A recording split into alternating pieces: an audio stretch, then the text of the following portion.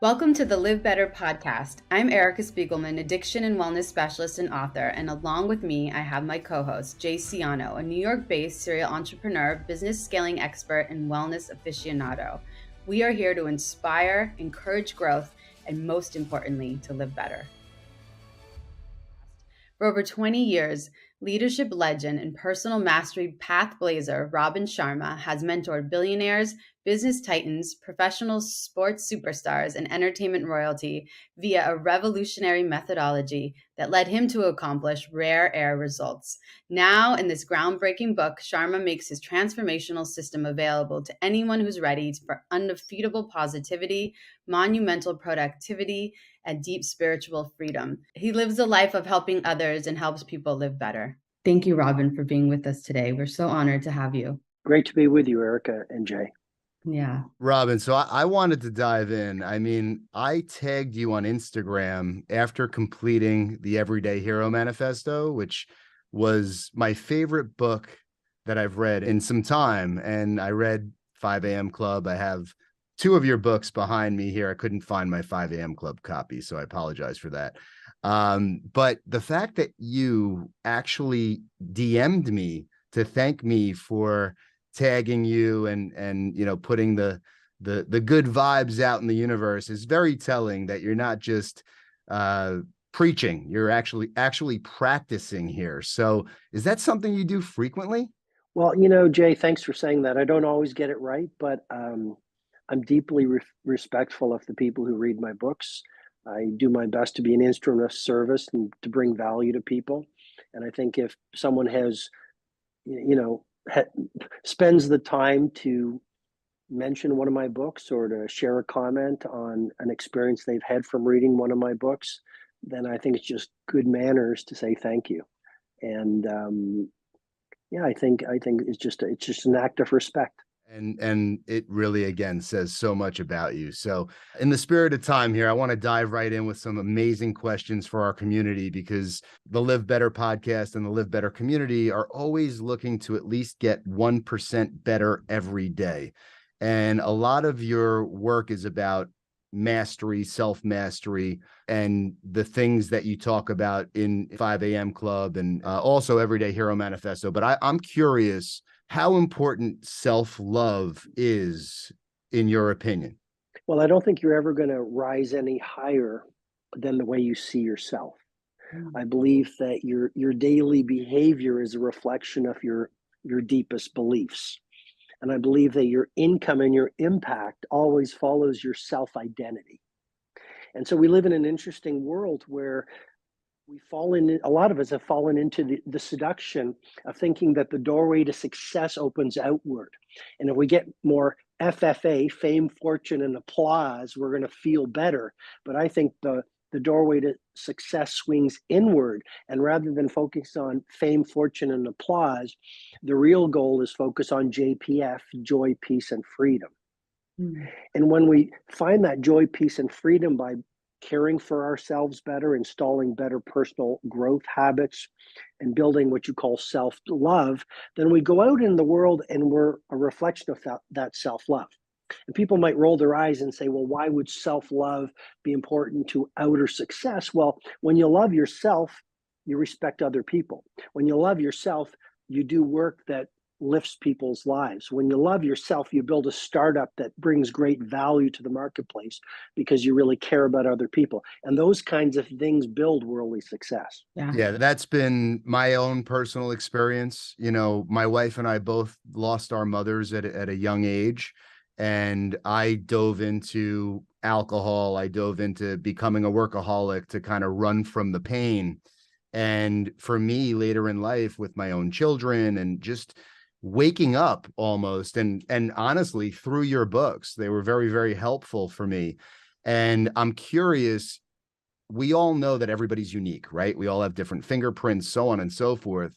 But is everybody special? Like, I feel like as a result of my tragedy and loss, I have pushed myself to limits that a lot of folks won't necessarily go to. First of all, I mean, it's very honest what you're sharing. I think the world has been built by wounded people. Huh. You know, if you look at any world builder, I mean, I've mentored billionaires, NBA players, movement makers.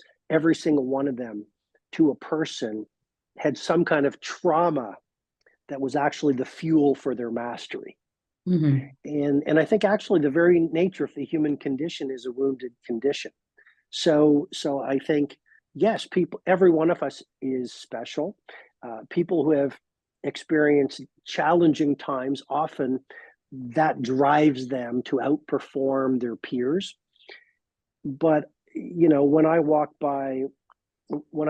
meet people, everyone is special. I think there are no extra people on the planet. And I think, you know, it's interesting on podcasts, sometimes billionaires get introduced like, oh, we have a very special guest because they're a billionaire. And that, I think, is a statement of the judgment of the world we live in right now.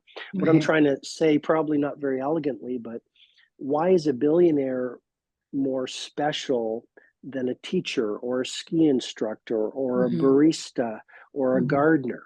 I think that's just the philosophy of the world right now. Every single one of us is special.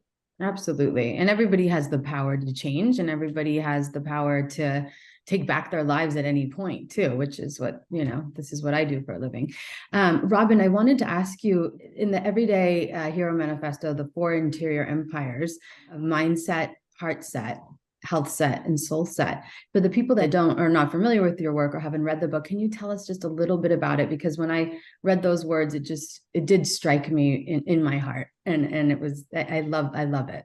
Well, Erica, thanks for bringing that up. To give a bit of context, the Everyday Hero Manifesto is essentially some of my best methodology that I've shared with these super performers, titans of industry, peak entrepreneurs, top athletes, to help them increase the way that they do what they do. So we've all heard the messaging of mindset is everything. And with all due respect to people evangelizing that message, I don't think that mindset is everything, because our mindset is our psychology. And of course, having a optimized psychology is important for elite performance, top productivity, and living a great life. But that's only 25% of the personal mastery equation. As human beings, we're more than our psychology. We also have an emotional life.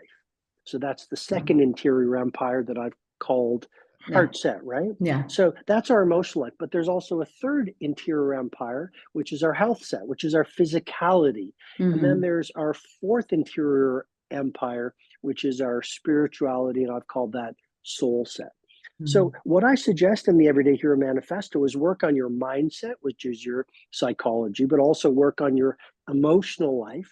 Because if you're going through life with trauma, anger, sadness, that's going to affect your performance. Work on your health set, your physicality, as well as your spirituality, which is your soul set. Yeah, it's kind of like self-care, that, you know, the physical, mental, emotional, and spiritual, which we talk about a lot in my industry. I'm in the recovery industry. I'm just curious, Robin, for your own life, day to day, what do you do to tap into those 4 layers of your life? Can you share with us just anything quick that you kind of do? For sure. So let's go to mindset. Meditation is incredibly powerful. I call it MVP.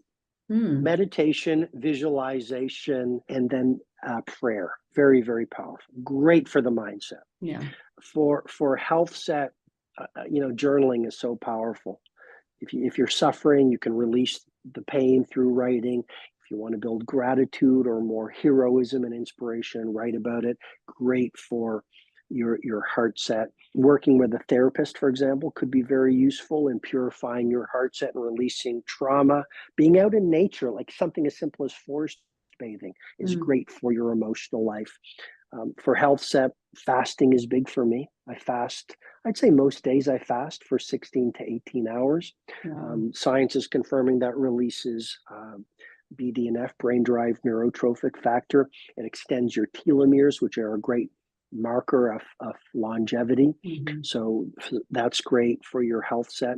I'm a big fan of Epsom salt baths. People don't talk about baths nearly enough. We hear about the cold showers, but hot baths actually, you know, did you know that they release dopamine? So we take cold showers to release dopamine. Personally, I don't like being cold. I'd rather be in a nice hot bath.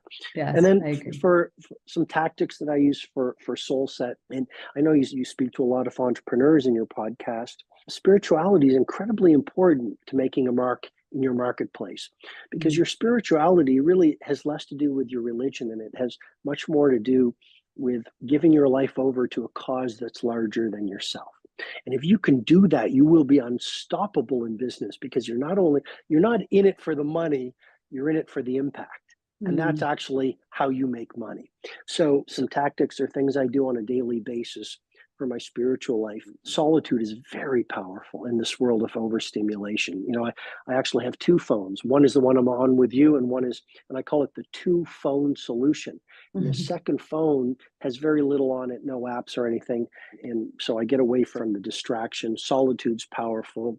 And I think just also as you go through your day, just being kind, as simple as it sounds, but treading the earth lightly, and just being gracious and kind to people. It's good for other people, and it's really good for your soul. I definitely subscribe to the concept of doing difficult things daily. I know you do as well. I think it builds confidence.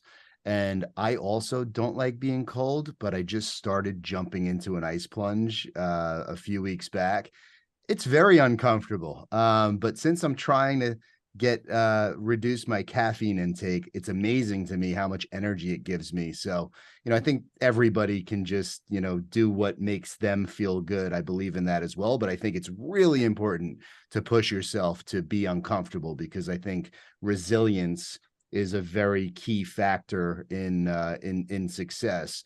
And when you were talking about the billionaires, and I have the benefit of knowing a few myself in the commercial real estate space, and I think it's interesting how society just defines success in a way that typically ties to income and material possessions. And, the way that you break down the 4 key principles that you do was very, very helpful to me. What do you think that our audience, who again lives under a rock and maybe hasn't read your books yet, they're going to, what would you give them? What kind of nugget would you give them about being better and really trying to live better today than they were yesterday?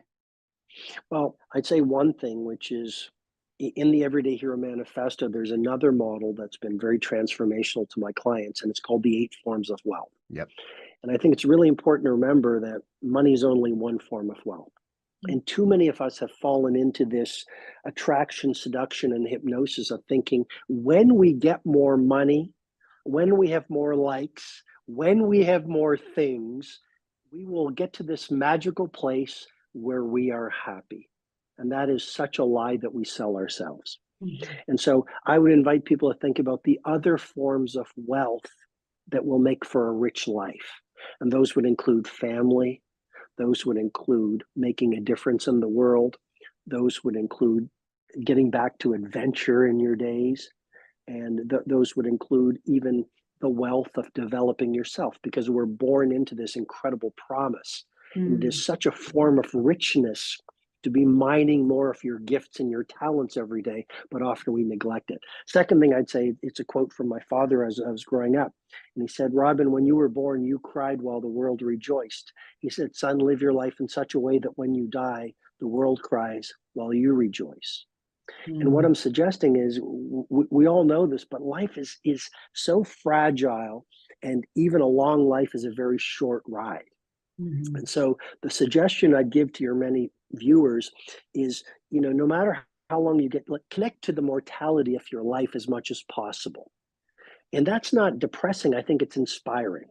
And when you realize that tomorrow could be your last day, or you might have another year, or if you're lucky, 40 years or 50 or 60 years, you start to live to the point. You stop wasting your time playing with your phone, and you start being more daring and doing the few things that you need to do to live a life that truly is meaningful to you. Yes. Oh, amen. Beautifully said. Beautifully said. Thank you. And all of our listeners are going to get so much out of this little conversation. We're so grateful to have you with us today. And gratitude for me is something that always keeps me present. So we really appreciate you. Yes, really a thank pleasure. you. We held back putting out our podcast because we want you to be our first guest. So we are really, really grateful, because what better way to kick off the Live Better podcast than with you? Really a pleasure, Jay and Erica. Thank you very much for the invitation. Thank you. Have a great day. Thanks for joining us. Thank you so much, Robin. Appreciate it. Thanks so much. Be Bye-bye. well.